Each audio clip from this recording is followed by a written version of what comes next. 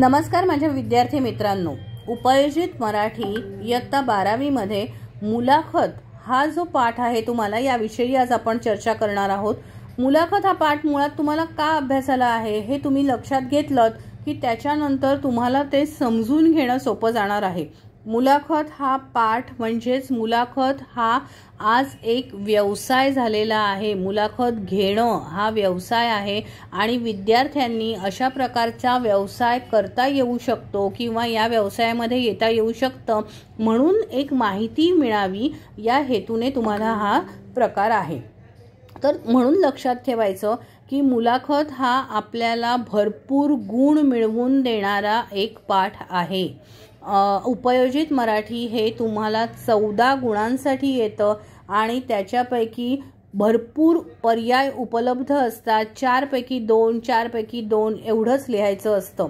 4 गुणांसाठी 2 प्रश्न लिहायचे 2 गुणांचे, त्याच्यामध्ये सुद्धा 4 पर्याय उपलब्ध असतात आणि 10 गुणांसाठी 2 लिहायचे असतात, तेव्हा 5 गुणांसाठी म्हणजे तर त्यात सुद्धा तुम्हाला पर्याय उपलब्ध असतात।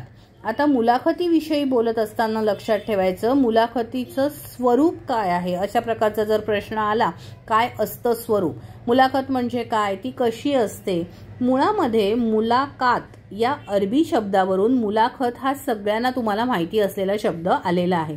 तुम्ही हा शब्द अनेक ठिकाणी ऐकला असाल, वाचला असाल। वृत्तपत्र असू दे, मासिक, दिवाळी अंक, आकाशवाणी, दूरदर्शन सगळीकडे आपण मुलाखत ऐकतो, वाचतो, बघतो, सगळं आपल्याला माहिती असतं। मुलाखत म्हणजे नेमकं काय असतं तर एखाद्या सुप्रसिद्ध व्यक्तीशी केलेला संवाद।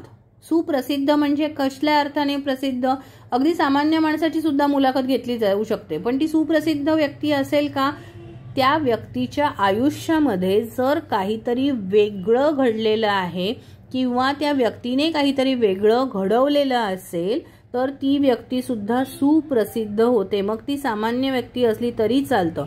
मग लोकप्रतिनिधी म्हणजे राजकारणामधले कोणीही प्रतिनिधी किंवा समाजसेवक, कलावंत, खेळाडू, वैज्ञानिक, डॉक्टर, अध्यापक असं कोणीही, उद्योजक, व्यावसायिक, वकील, एखादा विशेषज्ञ, तंत्रज्ञ, लेखक अशा कोणाचीही मुलाखत घेता येऊ शकते। मुलाखतीचे मुळात 3 घटक असतात। कोणते 3 घटक असतात?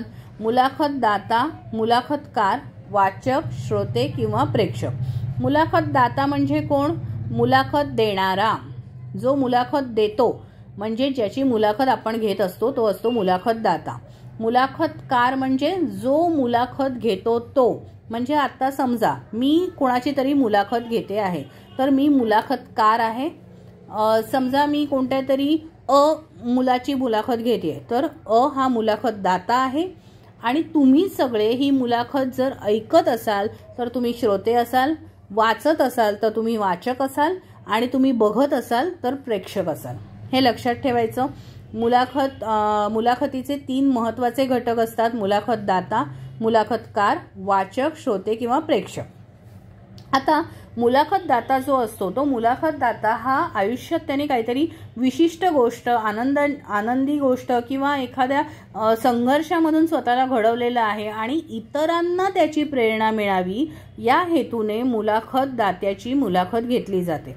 मुलाखत घेणाऱ्याचा उद्देश काय असतो तर ह्या व्यक्तीची जी काही माहिती आहे, जो काही संघर्ष आहे, त्याच्या आयुष्यातलं जे वेगळेपण आहे ते इतरांपर्यंत पोहोचावं यासाठी त्याची मुलाखत घेतली जाते। म्हणजे माझ्याकडे ऐकण्यासारखं काहीतरी आहे, सांगण्यासारखं काहीतरी आहे, दुसऱ्याला माझ्याकडच्या काही गोष्टी जर कळल्या तर त्यातून प्रेरणा घेऊन ती व्यक्ती सुद्धा उद्या तशी संघर्षपूर्ण वातावरणामधून चांगल्या गोष्टीकडे वळेल असं जेव्हा वाटतं तेव्हा त्याची मुलाखत घेतली जाते। उदाहरणार्थ सिंधुताई सपकाळांची मुलाखत सगळीकडे घेतल्या जात होत्या। त्याचं कारण असं होतं की त्यांच्यासारखं संघर्षमय आयुष्य जगणाऱ्या स्त्रिया आज कुठे जर असतील तर त्या स्त्रियांना प्रेरणा मिळावी, त्या स्त्रियांना असं वाटावं की आज हे इथपर्यंत पोहोचू शकल्या तर कदाचित मी सुद्धा ही गोष्ट करू शकेन। मुलाखतीचा जो हेतू आहे तो हेतू सुद्धा आपण लक्षात घ्यायचा आहे की मुळामध्ये तुम्हाला जर असा प्रश्न आला की मुलाखतीचा हेतू मुळात काय असतो, तर हेच सांगायचं आहे की असामान्य माणसाचं जे वेगळेपण आहे, आदर्श व्यक्तिमत्व आहे, एखादी घटना खूप विशेष असेल तर त्याची माहिती सगळ्यांपर्यंत पोहोचावी, हा मुलाखतीचा हेतू असतो. मुलाखतीचे प्रकार कोणते कोणते असतात? व्यक्तिगत मुलाखत, गट मुलाखत, प्रगट मुलाखत, जन मुलाखत, नोकरीसाठी मुलाखत, असे वेगवेगळे प्रकार असतात मुलाखतीसाठी. व्यक्तिगत मुलाखतीमध्ये काय असतं तर एखाद्या व्यक्तीचं आयुष्य, जसं मी म्हटलं की त्याचं असामान्यपण म्हणजे इतरांपेक्षा वेगळेपण जे आहे ते सगळ्यांपर्यंत पोहोचावं. हे व्यक्तिमत्व कसं आदर्श आहे, त्यांनी आपलं व्यक्तिमत्व आदर्श करण्यासाठी काय काय केलं, कोणत्या कोणत्या संघर्षातून ते गेलेले आहेत आणि म्हणूनच लोकांनी त्यातून काय प्रेरणा घ्यावी या हेतूने ही मुलाखत केली जाते. त्याच्यानंतर गट मुलाखतीमध्ये काय होतं तर एखाद्या विशिष्ट गटाला मुलाखत घेऊन विचारले जातात काही प्रश्न. त्या गटाच्या समस्या काय आहेत, त्या गटामध्ये असणाऱ्या लोकांना काय वाटतं एखाद्या विषयाविषयी, एखादा विषय किंवा एखादा घटना त्याविषयी त्यांना काय वाटतं, या सगळं मुलाखतीमध्ये विचारलं जातं. प्रगट मुलाखत याचा अर्थ समोर बसून प्रत्यक्ष घेतलेली मुलाखत, मग ती कोणत्याही विषयावरची असू दे. ही मुलाखत तिथे समोर प्रत्यक्ष बसून घेतली जाते.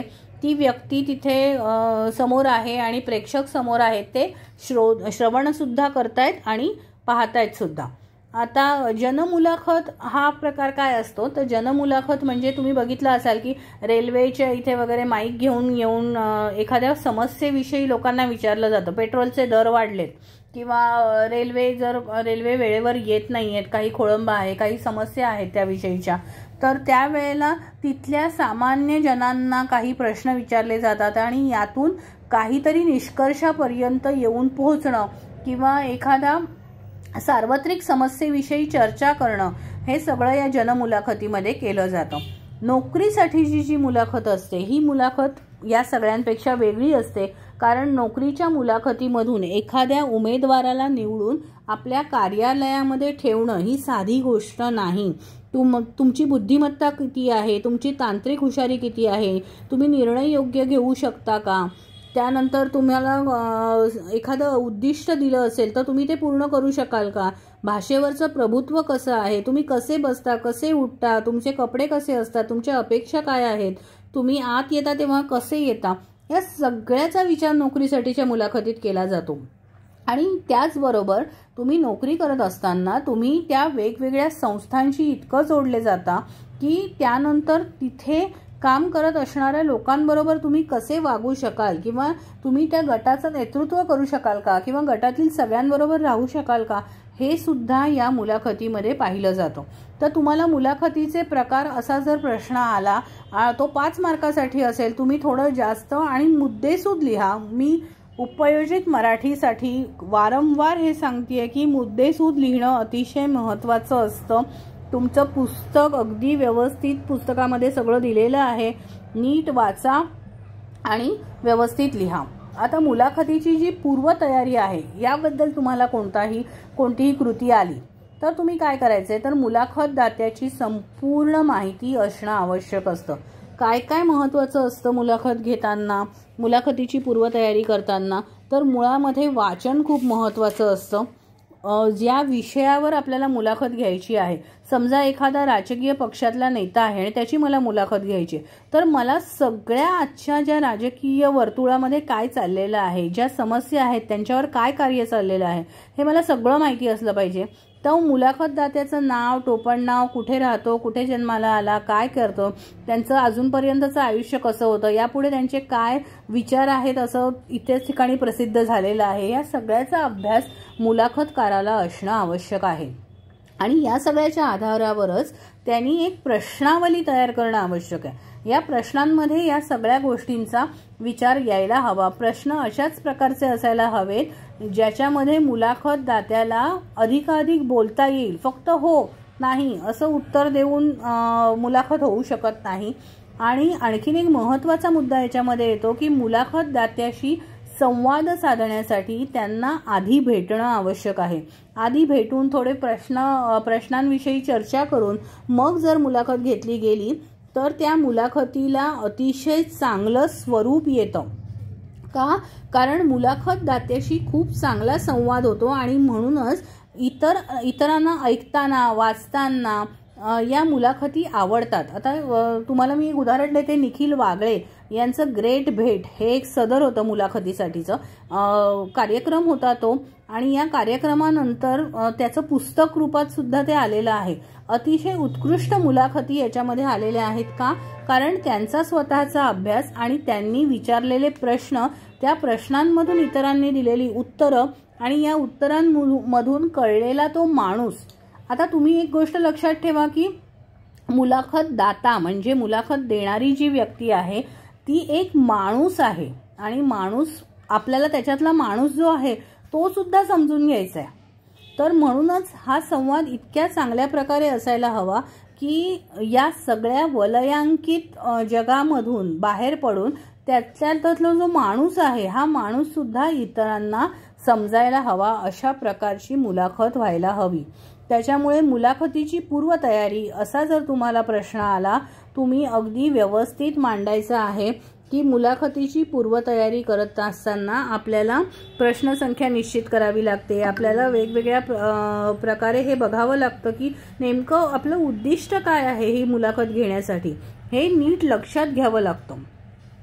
आणि जर तुमच्या हे व्यवस्थित लक्षात आलेलं असेल तरच तुमची मुलाखत जास्तीत जास्त चांगली होते, वेगवेगळ्या प्रकारच्या प्रश्नांमधून आणि उत्तरांमधून.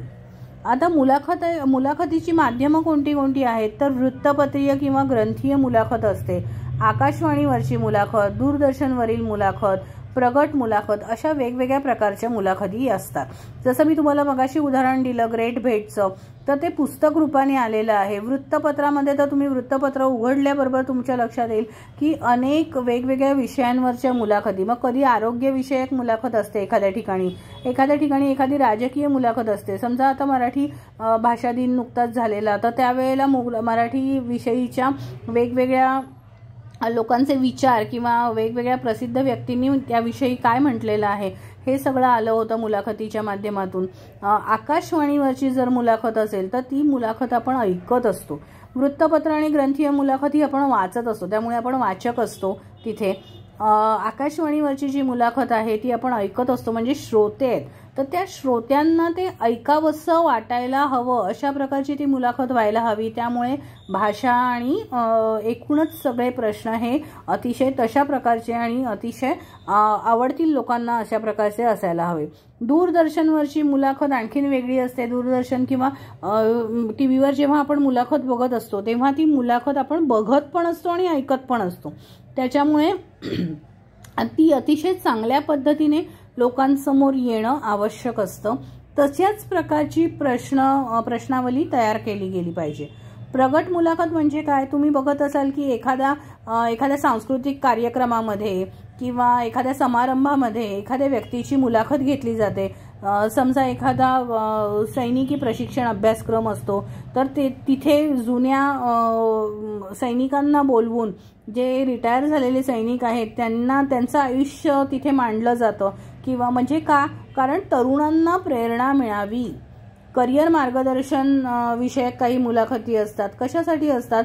कारण तरुण जे आहेत, ज्यांना करिअरच्या मार्गदर्शनाची गरज आहे, अशा व्यक्तींचं आयुष्य अधिकाधिक चांगलं होण्यासाठी आपण काय करू शकतो हे या मुलाखतीच्या माध्यमातून इतरांपर्यंत पोहोचतं. आणि म्हणूनच प्रगट मुलाखत अतिशय महत्त्वपूर्ण भूमिका बजावत असते. आता कोरोनाच्या काळामध्ये सगळ्यांनी कशी काळजी घ्यावी याविषयीच्या अनेक विविध मुलाखती या वृत्तपत्रात सुद्धा होत्या, आकाशवाणीवर झाल्या, दूरदर्शनवर झाल्या. प्रत्यक्ष प्रगट मुलाखत होणं शक्य नव्हतं त्या काळामध्ये, कारण मुळामध्ये लोकांना एकत्र येण्याचीच बंदी होती. परंतु या 3 वेळेला तुम्ही वेगवेगळ्या विषयांवरच्या मुलाखती तिथे पाहिल्या असाल. नेमकी समस्या काय आहे ही समस्या लक्षात घेऊन त्याविषयी चर्चा करण्यासाठी, त्याविषयी अधिक लोकांना माहिती व्हावी या हेतूने मुलाखत घेतली जाते. मुलाखतीची माध्यमे, अशा प्रकारचा लहान प्रश्न आला, लहान कृती आली 2 मार्कांसाठी तरीसुद्धा हे सगळं लक्षात ठेवायचं आहे. मोठी कृती आली तरीसुद्धा हे व्यवस्थित मांडायचं आहे. सगळ्यांनी व्यवस्थित लिहायचं आहे. लक्षात ठेवा, अजिबात चुका करू नका. मुलाखत घेताना कोणती काळजी घ्यायची असा जर तुम्हाला प्रश्न आला तर काय करायचं? पुन्हा मी तेच सांगेन की मुद्दे महत्त्वाचे आहेत. मी तुम्हाला इथे मुद्दे लिहिलेले आहेत, तर ते मुद्दे तुम्ही नोंदवून घ्या. पहिला तर प्रश्नावली, मर्यादा, पुनरावृत्ती टाळणे, सकारात्मकता, कालावधी, सादरीकरण, प्रसंगावधान, भाषाशैली, समयसूचकता, संयम, नैतिकता आणि विवेक. हे मुद्दे आधी लिहून घ्यायचे आणि या मुद्द्यांचं स्पष्टीकरण सुद्धा आवश्यक आहे. जर तुम्हाला 5 मार्कांसाठी प्रश्न आलेला असेल तर त्या दृष्टीने तुम्ही स्पष्टीकरण करायचं आहे. हा मुद्दा तुम्हाला नीट समजलेला आहे हे परीक्षकाला कळायला हवं. प्रश्नावली म्हणजे काय? तर आपण विविध प्रश्न या अनुषंगाने काढलेले असतात. मुलाखतदाता कोण आहे, त्याला आपण काय विचारणार आहोत, ते सगळे प्रश्न जे काढलेले असतात हे काढणं आवश्यकच असतं. तर हे प्रश्न या प्रश्नावलीमध्ये लिहिलेले असतात. मर्यादा या मुद्द्यातून काय सिद्ध होतं? तर आपण प्रश्न विचारणार आहोत मुलाखतदात्याला, पण हा प्रश्न विचारणं योग्य आहे का, तिथे आपण आपली मर्यादा सांभाळावी लागते ना. तर हे लक्षात ठेवायचं. पुनरावृत्ती टाळणे, परत परत परत परत तेच तेच प्रश्न विचारत राहायचे नाहीत. सकारात्मकता असणं आवश्यक असतं. सकारात्मकता म्हणजे काय? तर तुम्ही जो काही प्रश्न विचाराल तो प्रश्न विचारल्यानंतर त्याचं जे उत्तर येईल तर त्या उत्तरामध्ये सकारात्मक असलं पाहिजे. उगाच नकारात्मकता तिथे वाढायला नको त्या परिसरामध्ये. कालावधी महत्त्वाचा ठरतो. कालावधी का? कारण या कालावधीमध्ये समजा तुम्ही 1 तासाचा कालावधी ठरवला, 1.5 तासाची मुलाखत, 2 तासाची मुलाखत, जे काही ठरवाल तेवढ्या वेळेत ती मुलाखत संपायला हवी, ही काळजी आपण घ्यायची. सादरीकरण महत्त्वाचं असतं. सादरीकरण म्हणजे प्रेझेंटेशन ज्याला तुम्ही इंग्रजीमध्ये म्हणता. तर मुलाखतदाता आणि मुलाखतकार हे या दोघांचंही सादरीकरण कसं आहे याच्यावर वाचकांना, प्रेक्षकांना, श्रोत्यांना त्या मुलाखतीमध्ये रस वाटतो. त्याच्यामुळे तुमचं प्रेझेंटेशन, सादरीकरण हे चांगलंच असायला हवं. प्रसंगावधान, तुम्हाला जर लक्षात आलं मुलाखतकार, आज मी मुलाखतकार आहे आणि मी कोणाची मुलाखत घेते, तर समोरच्याची मुलाखत घेत असताना त्या व्यक्तीला हा प्रश्न आवडला नाहीये किंवा याचं उत्तर देता येत नाहीये, तर प्रसंगावधान राखून प्रश्न बदलता येणं किंवा प्रश्नाला वेगळा कल देणं हे मला जमायला हवं. एक मुलाखतकाराला ही गोष्ट जमणं आवश्यक असतं. आणि मुलाखतकाराने आणखीन काय करायला हवं? तर एखादं समजा असं असेल की काही लोक असे असतात की जे मोकळेपणाने बोलू शकत नाहीत, तर मग मुलाखतकारांनी या लोकांना वेगवेगळे प्रश्न अशा प्रकारचे विचारायला हवेत की त्यातून त्यांना बोलतं करता येईल. भाषाशैली तर साहजिकच महत्त्वाची असते, कारण तुम्ही चांगल्या भाषेत बोलणं आवश्यक असतं. त्यानंतरचा मुद्दा आहे समयसूचकता. समयसूचकता म्हणजे काय?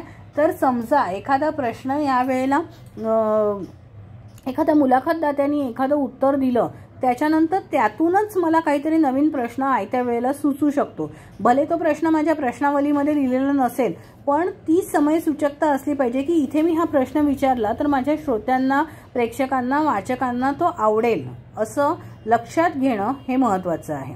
आता आपण मुलाखत घेताना कोणत्या गोष्टी टाळाव्यात हे लक्षात ठेवायचं आहे. कोणत्या कोणत्या गोष्टी मुळात आपण टाळायला हव्या? तर विषयबाह्य प्रश्न विचारायचे नाहीत. आपण ज्या विषयासाठी मुलाखत घेतोय त्याच विषयावर प्रश्न विचारायचे. खाजगी प्रश्न विचारायचे नाही. एखाद्याला नाही सांगायचं आहे की त्याच्या वैयक्तिक आयुष्यामध्ये काय चाललंय, तर अशा प्रकारचे खाजगी प्रश्न विचारायला जबरदस्ती करू शकत नाही. त्याच्यामुळे खाजगी प्रश्न विचारायचे नाही. पुनरावृत्ती टाळणं, आपण मगाशी बोललो, परत परत तेच तेच विचारायचं नाही. अतिरिक्त संवाद हा सुद्धा टाळायचा आहे. म्हणजे मुलाखतकारच जास्त बोलत राहिलाय असं चालत नाही, तर उगाच जास्त भारंभार बोलणं टाळायचं. मुलाखतदात्याला जास्त संवाद करायला द्यायला हवा. कालावधी, जसं मी मगाशी म्हटलं की तुम्ही जो काही वेळ ठरवलेला आहे, अर्धा तास, 1 तास, 2 तास, तर तेवढ्याच वेळेमध्ये ती मुलाखत संपायला हवी. अभ्यासाविना चर्चा अजिबात करू नये. तुमचा जर समजा राजकीय एखाद्या व्यक्तीची मुलाखत घेत आहे तर तुमचा तो राजकीय वर्तुळाचा अभ्यास असायला हवा, किंवा तुम्ही एखाद्या आरोग्यविषयक मुलाखत घेत असाल म्हणून तुम्ही बघितलं असाल की आरोग्यविषयक मुलाखत ही डॉक्टरांनाच घ्यायला सांगितली जाते, कारण ते जास्त चांगली घेऊ शकतात. तर अशा प्रकारे ज्या ज्या व्यक्तीचा ज्या क्षेत्रामधला अभ्यास आहे तशीच मुलाखत घ्यावी. ताण तणाव आणि संघर्ष निर्माण होईल, उगाचच वादविवाद होतील असे कोणतेच प्रश्न विचारू नयेत. अपशब्द तर अजिबात मुलाखतीमध्ये घेणं टाळावं. अपमान होईल अशी कोणतीही गोष्ट घेऊ नये. म्हणजे एखाद्या प्रश्नामधून त्या व्यक्तीचा किंवा मुलाखतदात्याचा किंवा इतर कोणाचाही अपमान होईल असे प्रश्न त्याच्यामध्ये आपण टाळायला हवेत. आणि रटाळपणा टाळायचा. रटाळपणा म्हणजे काय, तर ज्या वेळेला तुम्हाला एखादा प्रश्न मुलाखतदात्याला विचारायचा असतो तेव्हा मुलाखतदात्याला प्रश्न विचारल्यानंतर त्याचं उत्तर खूप असं रटाळ काहीतरी असेल तर ऐकणाऱ्याला पाहणाऱ्याला त्यामध्ये रस वाटत नाही आणि म्हणून ती मुलाखत जास्तीत जास्त रंगत नाही. त्यामुळे या सगळ्या गोष्टी टाळण्याकडे व्यवस्थित लक्ष द्यावं. तुम्हाला जर अशा प्रकारचा कोणताही प्रश्न आला तर तुम्ही नीट उत्तर लिहिणार आहात आणि जसं मी मगाशी म्हटलं तसं हे मुद्दे व्यवस्थित लिहायचे आहेत. 5 गुण म्हणजे एकूण उपयोजित मराठीमधले 14 मधले 14 मिळतील की नाही मला माहिती नाही, पण जास्तीत जास्त गुण मिळवण्याचा प्रयत्न आपण करायचा आहे. उपयोजित मराठीमध्ये अतिशय जास्त गुण मिळतात. मुद्देसूद लिहिलं की गुण चांगले मिळू शकतात. तर हे लक्षात ठेवायचं की व्यवस्थित मुद्देसूद लिहिता यायला हवं आणि हे मुद्दे लिहिले की त्याचं स्पष्टीकरण जर मोठा जर कृती आलेली आहे 5 गुणांसाठी तर तुम्ही अगदी व्यवस्थित स्पष्टीकरण लिहून त्याचं उत्तर तयार करायचं आहे. विषयबाह्य प्रश्न, खाजगी प्रश्न, पुनरावृत्ती टाळणं, अतिरिक्त संवाद न करणं, कालावधी सांभाळणं, अभ्यासाविना चर्चा न करणं, ताणतणाव संघर्ष होईल असं न बोलणं, अपशब्द न वापरणं, अपमान न करणं किंवा अशा प्रकारच्या गोष्टींकडे रटाळपणा टाळणं हे लक्षात ठेवायचं. मुलाखत घेताना कोणते 3 महत्त्वाचे टप्पे असतात, तर अशा प्रकारचा प्रश्न तुम्हाला येऊ शकतो की प्रत्यक्ष मुलाखत घेताना खालील टप्पे असतात किंवा प्रत्यक्ष मुलाखत घेताना असलेले टप्पे. तर कसं असतं, पहिला आपण मुलाखतीचा प्रारंभ करतो, त्यानंतर मुलाखतीचा मध्य असतो आणि त्यानंतर समारोप असतो. तर मुलाखतीचा प्रारंभ हा मुळी आकर्षक असायला हवा. आकर्षक असायला हवा म्हणजे काय, तुम्ही वाचत असाल मुलाखत, तुम्हाला ती तुमच्या भाषेत सांगायचं तर इंटरेस्टिंग असली पाहिजे. जर ती तुम्हाला इंटरेस्टिंग वाटली, तुम्हाला आकर्षक वाटली, ऐकाविषयी वाटली, वाचाविषयी वाटली तरच पुढे वाचक वाचणार आहे हे लक्षात ठेवायचं. म्हणून तिची सुरुवातच छान हवी. आणि जसं म्हटलं जातं इंग्रजीमध्ये की वेल बिगिन इज हाफ डन. म्हणजे तुम्ही जर सुरुवात चांगली केली तर नक्कीच पुढे सुद्धा ती मुलाखत चांगलीच होते किंवा त्याविषयी रस वाटत असतो हे लक्षात ठेवायचं. हा रस वाटत असल्यामुळे ती मुलाखत जास्तीत जास्त आकर्षक कशी होईल किंवा जास्तीत जास्त चांगली कशी होईल हे सुरुवातीलाच ठरतं. उगाचच काहीतरी भारंभार कठीण शब्द वापरून त्याची सुरुवात करायची नाही किंवा कृत्रिम वाटू नये मुलाखत हे लक्षात ठेवायचं. कृत्रिम जर मुलाखत वाटली तर त्या मुलाखतीमध्ये सुद्धा रस वाटत नाही. आपण एकमेकांशी संवाद साधतोय आणि मनमोकळ्या संवादामधून आपल्याला ही मैफल गाजवायची आहे असं ज्या वेळेला वाटतं तेव्हा मुलाखतकाराचा सुद्धा आत्मविश्वास जागृत होतो आणि जो मुलाखतदाता आहे त्या मुलाखतदात्याला सुद्धा भरभरून बोलावंसं वाटतं. तर एक लक्षात ठेवायचं की मुलाखतदात्याचा स्वभाव कसा आहे, त्याची शैली कशी आहे याचा सुद्धा विचार करायचा आणि अशी खूप खुमासदार मुलाखत होणं आवश्यक असतं. आता मुलाखतीचा जो मध्य आहे या मध्यामध्ये एका प्रश्नानंतर दुसरा प्रश्न वगैरे असं सगळं करण्यापेक्षा गप्पा मारल्यासारखं बोलणं हे नेहमी चांगलं असतं. म्हणजे एका प्रश्नातून दुसरा प्रश्न आपोआप यायला हवा असं वाटलं पाहिजे. आणि जसं एकमेकांमध्ये काहीतरी फुल गुंफत आपण त्याचा गजरा सुंदर हार बनवतो तर तशा प्रकारचं एका उत्तरातून दुसरा प्रश्न, परत दुसऱ्या प्रश्नातून एखादं उत्तर त्याला सुचेल तर अशा प्रकारचं सगळं आराखडा असला की त्या मुलाखतदात्याचं व्यक्तिमत्व सुद्धा खुलत जातं. आणि ही प्रश्नांची जी गुंफण आहे ती अतिशय कौशल्याने केलेली असेल तर अतिशय चांगलं व्यक्तिमत्व आणि प्रेरणादायी व्यक्तिमत्व सगळ्यांच्या लक्षात येतं. मुलाखतीचा समारोप करताना सुद्धा ही गोष्ट लक्षात ठेवायची आणि समारोप करत असताना ही मुलाखत योग्य वेळेत संपली पाहिजे याकडे सुद्धा लक्ष द्यायचं. अविस्मरणीय अशी मुलाखत होणं आवश्यक असतं. हां, तर समजा तुम्हाला इथे मी काही कृती आपल्या दिलेल्या आहेत पुस्तकामध्ये, त्या कशा आहेत तर मुलाखतीची पूर्वतयारी कशी करावी, समारोप कसा असावा, मुलाखतीचा हेतू, मुलाखत म्हणजे पूर्वनियोजित संवाद याविषयी स्पष्टीकरण करा, किंवा उमेदवार आतून जाणून घेणं महत्त्वाचं असतं हे स्पष्ट करा. मुलाखती व्यक्तीच्या कार्यकर्तृत्वाची ओळख असते हे स्पष्ट करा. मुलाखतदात्याचं कार्य, मुलाखतीसाठीची प्रश्नावली किंवा प्रश्न, मुलाखतीच्या अनुषंगाने करायचं वाचन, किंवा मुलाखत हा एक संवाद आहे, अशा प्रकारचं कोणतेही प्रश्न आले तरी लक्षात ठेवायचं की सगळ्यांची उत्तरं लिहित असताना मुद्देसूद लिहा. आपण या व्हिडिओच्या माध्यमातून काही अंशी समजून घेतलेलं आहे.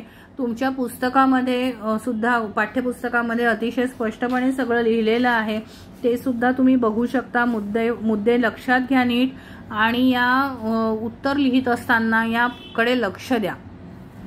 तुम्ही नीट समजून घ्यायची गोष्ट काय आहे मुलाखतीमध्ये, तर मुलाखत हा संवाद आहे. मुलाखतकार आणि मुलाखतदाता यांच्यामधला हा संवाद, आणि हा संवाद करत असताना, हा संवाद साधत असताना एक अत्यंत महत्त्वाच्या गोष्टीकडे लक्ष वेधत असतो आपण, की हा संवाद सगळ्यांसाठी म्हणजे इतर सगळे वाचक, प्रेक्षक किंवा जे श्रोते आहेत या श्रोत्यांसाठी प्रेरणादायी असायला हवा. आणि मुलाखत हा पूर्वनियोजित संवाद असं का म्हटलं जातं, कारण हा पूर्वनियोजित असतो. आधीपासून प्रश्न काढलेले असतात आणि मग त्याची उत्तरं काय येतील ते साधारणपणे अपेक्षित असतं, परंतु त्यावेळेला ती मुलाखत खुलत जाते आणि इतरांना त्यातून प्रेरणा मिळत जाते. त्यावेळेला ती मुलाखत अतिशय चांगली होते. सगळ्यांना खूप शुभेच्छा. चांगलं लिहा.